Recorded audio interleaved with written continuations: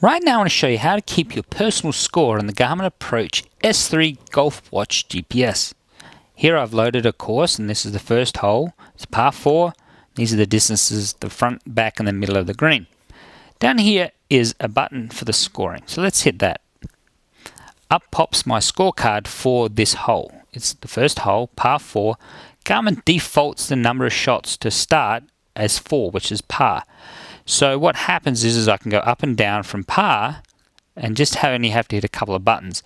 Whereas normally if it started at 0 you would have had to go all the way to 4 at least and maybe a couple of shots either side. So they've done well by just starting the number at the par number. Up the top here you can see your current score so of all the holes. So if this is 1 over and the next hole is 1 under, that will show even on the next hole. Now you can press and hold the score button and it'll bring up your entire scorecard. So you can see there I've entered 4 for my first hole. And then as you go down these holes, it lists all 9 and then your total for the first 9. And then you go back down here and you can see the total for the next 9. Then the total for the whole entire round and then my total score.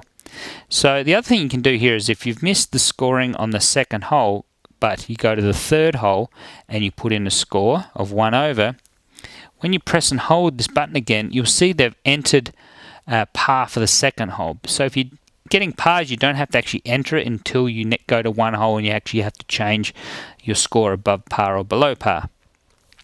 Another thing to note, you press the scorecard once and go back to this one page and you've got a menu option here of those 3 lines. You press that and you can set up the scoring the way it wants to score. So you can either do stroke play, which is what I was showing you, or you could use Stableford rules, which is a point system.